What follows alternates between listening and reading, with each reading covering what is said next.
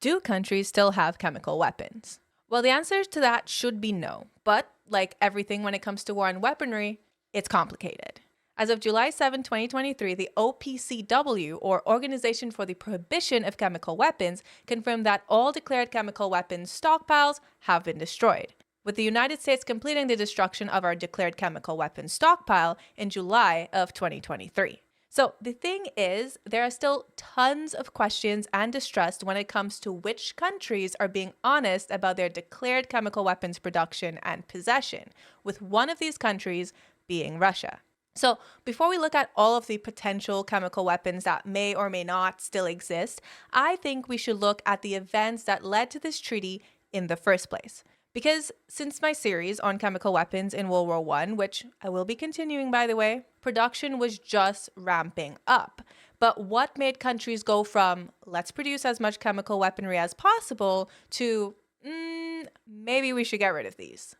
Well, to do this, let's go back to World War I, the essential start of mass gas warfare and the place where things got arguably the most gruesome. So after World War I, what exactly happened?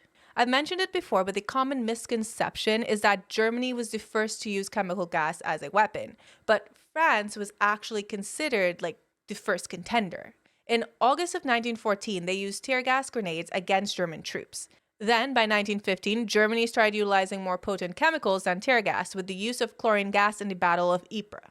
Then, from there, both sides retaliated with different chemical attacks and different chemical combination attacks. And not only were these attacks deadly, but they also caused psychological damage to their enemies. So the use of gas chipped away at soldiers' confidence and morale, as the feeling that the gas gave to soldiers, the feeling as though they were suffocating, caused them to be shaken. There were even reports of soldiers that were not even exposed to any type of gas feeling ill after the simple mention of chemical gas. As you could imagine, the impact of chemical weapons left a mark on everyone that had the misfortune to witness them. And that's why, after World War I, the international community realized how dangerous these weapons were, and they moved to ban them during the Geneva Convention in 1925. So the Geneva Protocol, however, it did not prohibit the production, the development, or the possession of chemical weapons. It only really banned their use in war, which means that countries could still stockpile them. They were just saying, hey, I won't shoot you if you don't shoot. In fact, a lot of countries signed this 1925 prohibition with a stipulation that they could use them against countries that didn't also sign, which I guess is fair enough. Then, in 1993, after years of negotiations, the Convention for the Prohibition of Chemical Weapons was signed, with the goal of removing chemical weapons altogether. This included development and stockpiles of it. So after World War I, Fritz Haber, do you remember that guy from my previous videos? Well, he was the guy who headed the department in Germany that developed chemical weapons. He's the guy who campaigned to try using chlorine gas in battle at the Battle of Ypres in 1915. Basically, Fritz Haber was named the father of chemical warfare for a reason. And the reason is that he did a lot of work to develop these weapons and to have them used. The thing is, after World War I, he was seen as a war criminal because of his use of chlorine, phosgene, and mustard gas in the war. This led to him ended up hiding in Switzerland until he was no longer wanted as a war criminal, but that's a whole other story. Now, according to the Science History Institute, Haber didn't just stop after the First World War. No. After World War I, he actually helped improve a one-step process for making mustard gas. He aided Russia in developing its first chemical weapons plant by recommending a colleague to assist them, and until 1933, he helped the German army with chemical weapon research and production. But you would think that after all the death and destruction and the Geneva Protocol of 1925, countries would say, hey, we've done the war to end all wars. We've caused enough suffering. We're good. But of course not. So in the interwar period, which was the time between World War I and World War II, which spanned 1919 to 1939, we saw in the US the Chemical Warfare Service, CWS, moving towards standardization as they became a part of the Army. Things like chemical agents, defensive measures, and delivery systems all started to have standard protocols and procedures.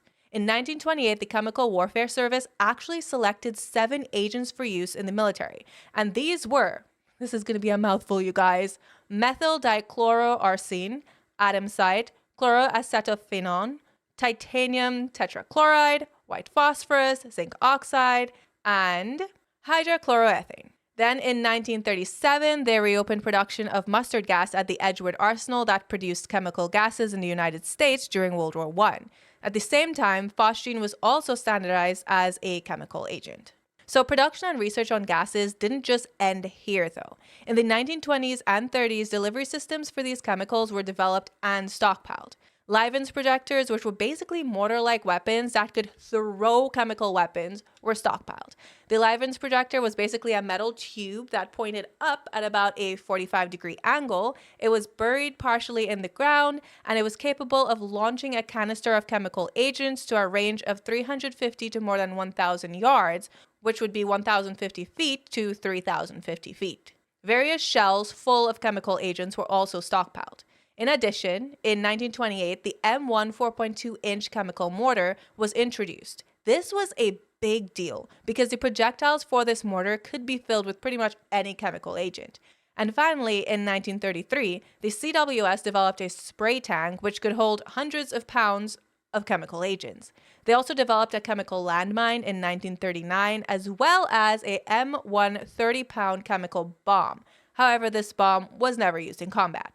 So the US wasn't the only one developing chemical weapons. After the Battle of Ypres in 1915, the British established a facility for chemical weapons research named Porton Down. It was located on 3,000 acres of countryside, 85 miles outside of London. At this facility, different substances were tested on dogs, goats, and even humans, with a lot of these tests taking place outside, where the chemicals were actually able to drift out of the test zone and into civilian areas. So according to sciencehistory.org, there is evidence that a lot of the humans that participated in these experiments weren't even fully aware of what they were consenting to, or they weren't given the opportunity to even consent.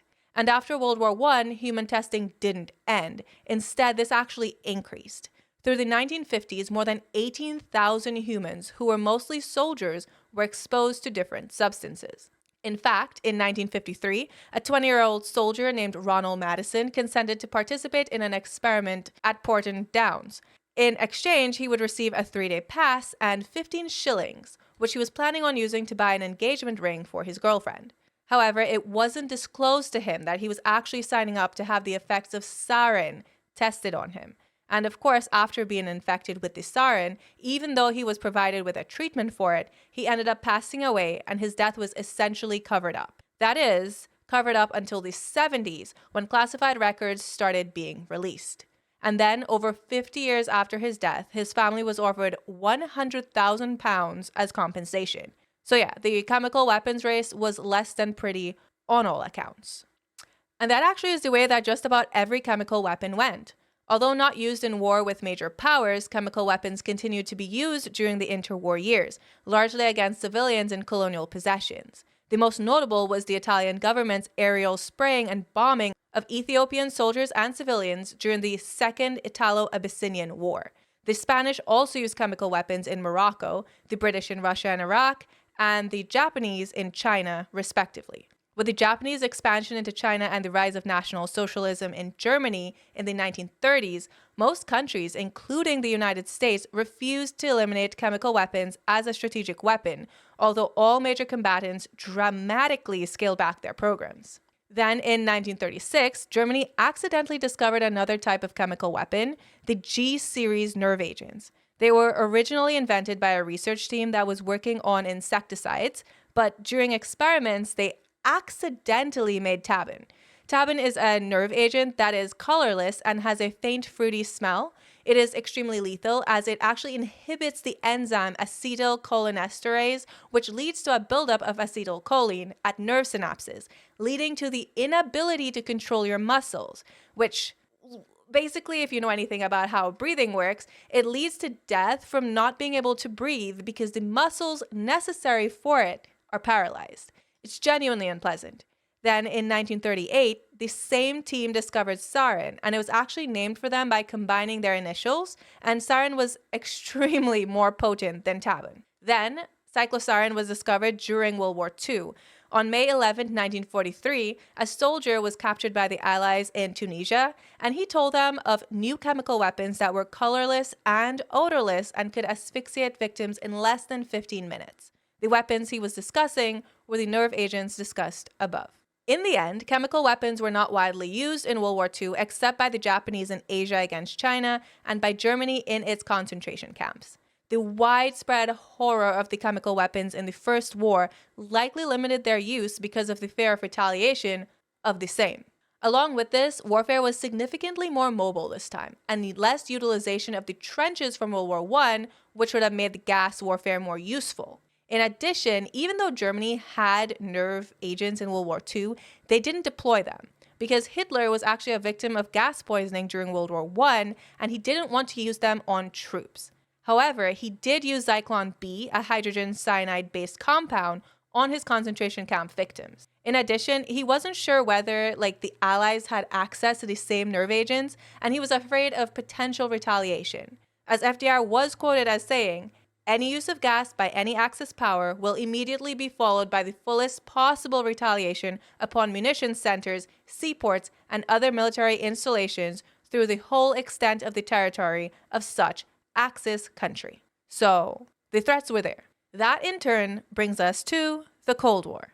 So post-World War II, one of the first things that the Allies did was to evaluate the capabilities of the Japanese and German chemical warfare programs. They had recovered large German stockpiles of chemical weapons and decided that they would dispose of all 296,100 tons by way of sea dumping. Regulations for sea disposal were a depth of 6,000 feet and 10 miles from shore.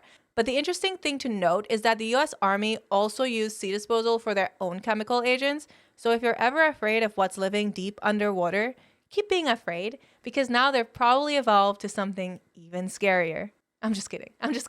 Maybe. But during the Cold War, the U.S. focused on producing new chemical agents, decontamination equipment, delivery systems, and detection systems. So earlier on, I talked about how after World War I, the British tested on human subjects. Well, you didn't think I would skip over the good old United States, did you? So from 1955 to 1975, the U.S. Army Chemical Corps at Edgewood Arsenal, they conducted medical studies of chemical warfare agents on military personnel. About 7,000 soldiers participated, and many were exposed to more than 250 chemicals, although some were given placebos. So according to a film about the veterans who participated, they said that they were not briefed adequately about the risks involved. However, the Institute of Medicine did publish a study on the long-term health effects of exposure to the chemicals tested, and they didn't detect any significant long-term health effects. But yeah, once the nuclear bomb was dropped, the US started to move away from chemical weapons and more towards atomic and nuclear weapons. They still maintain their stockpiles and gear, however. Okay, so we haven't really talked about Russia/the Soviet Union, but now that we are discussing Cold War, it is a good time to give a little rundown. So after World War I, Russia was lagging behind in chemical weapon development. Their production capabilities during World War I were only around 2.4% of all produced by combatants during the war. In 1928, Stalin created the Military Chemical Administration, and he implemented the first five-year plan to rebuild Russia's industrial capabilities. These efforts led to an increase in production from 5% of global production in 1929 to 18.5% in 1936. Also, the Soviet Union worked with Germany to improve and develop their chemical weapons capabilities. They utilized German scientists to improve their tech and their production processes. And remember how I said earlier that Fritz Haber pointed Soviet emissaries in the right direction of German scientists who could help them? Well, that's exactly what they did. But with all of these efforts, in the 1930s, the Soviet chemical weapons program had caught up to the other powers. Then, during World War II, Germany and the Soviet Union traded weapon stores and research facilities basically as they kept advancing against the other. Initially, Germany took over a lot of the Soviet stockpile, and then the Soviet Union took over one of their facilities where they were making Tabun, and the Soviets were like, "Oh my gosh, I can make this. It's so much easier to make." It was a whole thing. Then, during the period of 1953 to 1964, while the US focused mainly on nuclear warfare, the Soviet Union continued working on chemical warfare as they believed that chemical weapons could inflict significant damage. And in 1959, they began production of sarin on an industrial scale. This was because the Soviets believed that in a conflict between NATO and the Warsaw Pact, they expected chemical weapons to be the first weapon of mass destruction used in the European theater, which led to huge productions of these up until the 1980s. And wow, were they productive. They developed Somin, V agents, and Novichok agents, which Novichok agents were basically newcomer nerve agents, so new and improved. They set up new production and storage facilities all over under the guise of industrial chemical factories. US intelligence actually believed that the Soviet Union would use chemical weapons early on in any conflict that they might enter, which was very different from what we saw in World War II. So, needless to say, it was a tense time. The Cold War wasn't just a threat of nuclear annihilation, but a time of development of every weapon possible just in case of a conflict. So, in addition, from the 1960s to 1980s, the Soviets also supplied the knowledge and expertise of chemical weapons to other countries. These included Egypt, Iraq, and Syria. Among these, Iraq would become famous, or should I say infamous, for its use of chemical weapons on its own people, though we will mention them again in a little bit. The most commonly produced chemical weapons during this time would more than likely be nerve agents, as they were fast-working and incredibly lethal. Even though steps would be taken to reduce and get rid of chemical weapons, it just took a while. As for why that is, over the course of the Cold War, people were more concerned with being nuked versus gassed. Cleansing the world in nuclear fire was a very real possibility at multiple points from the 50s through the 80s, and so that is what people focused on after World War II. Chemical weapons did not receive serious consideration again until 1968, when discussions on biological and chemical weapons started at the Disarmament Conference in Geneva. The Biological Weapons Convention, or BWC, was concluded relatively quickly and opened for signature in 1972, although it lacked verification measures. So, negotiations on the Chemical Weapons Convention took much, much longer. In 1980, the Conference on Disarmament established a working group on chemical weapons. 4 years later, the group was assigned the task of elaborating what a ban on chemical weapons would actually contain, though no real authority was granted to them. However, a series of circumstances would finally get the ball rolling for this ban. The improvement in superpower relations in the late 1980s, the chemical attack on Halabja, Iraq in 1988, in which Iraq attacked its Kurdish population, publicity given to the threat of chemical warfare during the Gulf War, and the announcement of a bilateral United States-Soviet Union agreement to destroy most of their chemical weapons stockpiles and to refrain from further CW production, all helped push negotiations along. So, despite making progress, a number of issues remained to be ironed out. Some countries wanted chemical disarmament to be linked to progress in nuclear disarmament. Others wanted provisions for assistance in defending against chemical attacks. Many worried about the intrusiveness of the convention's verification process and inspections. The United States insisted on retaining the right to retaliate in kind in the event of chemical weapons use, until a very, very late stage of the negotiations. Again, I get it, but One by one, though, obstacles were removed and issues were resolved. So this brings us to 1997, when the Convention on the Prohibition of the Development, Production, Stockpiling, and Use of Chemical Weapons and on Their Destruction, or CWC, which is a way better name, came into effect. Key obligations for states, parties of the conventions, are not to develop, produce, otherwise acquire, stockpile, or retain chemical weapons, or transfer directly or indirectly chemical weapons to anyone, to use chemical weapons, and to assist, encourage, or induce in any way anyone to engage in any activity prohibited to a state party under this convention. So the thing is, while most countries are part of this agreement, some are not. As of August 2024, 193 states have ratified or acceded to the convention. Israel has signed but not ratified the convention, while Egypt, North Korea, and South Sudan have neither signed nor acceded to the convention. All 4 states which are not parties are suspected of possessing chemical weapons or having facilities to make them. So first, we have Israel. Although Israel is generally thought to not have a stockpile of chemical weapons, such as sarin or chlorine, it may have the ability to produce them. At the same time, though, Israel has been accused by groups such as Amnesty International of using white phosphorus in at least 5 towns and villages in conflict-hit southern Lebanon, possibly harming civilians and violating international law in 2023. Human Rights Watch said in its report that there was no evidence of burn injuries due to white phosphorus in Lebanon, but that researchers had heard accounts indicating possible respiratory damage. The white-hot chemical substance can set buildings on fire and burn human flesh down to the bone. Survivors are at risk of infections and organ or respiratory failure, even if their burns are small. The Israeli military told reporters that it upholds international law regarding munitions and the use of white phosphorus, using the chemical only as a smokescreen, not to target civilians. Egypt, on the other hand, has a history of using chemical weapons, and so its status is less than certain. Egypt used chemical weapons in the northern Yemen civil war from 1963 to 1967. It provided chemical artillery shells to Syria in 1973, and it supplied Iraq with mustard gas and nerve agents in the 1980s. Even now, Egypt is thought to have production facilities for sarin, VX, mustard gas, and phosgene, and may still have limited stockpiles of chemical bombs, rockets, and shells. Despite this, publicly, Egypt denies producing any such chemical weapons, but that it will keep its options open due to its proximity with Israel. Since 1993, Egypt has repeatedly refused to accede to the CWC, indicating that it will not do so until Israel joins the Nuclear Non-Proliferation Treaty. Moving on, South Sudan is the last of the weird cases. I call it weird because South Sudan only became a country in 2011.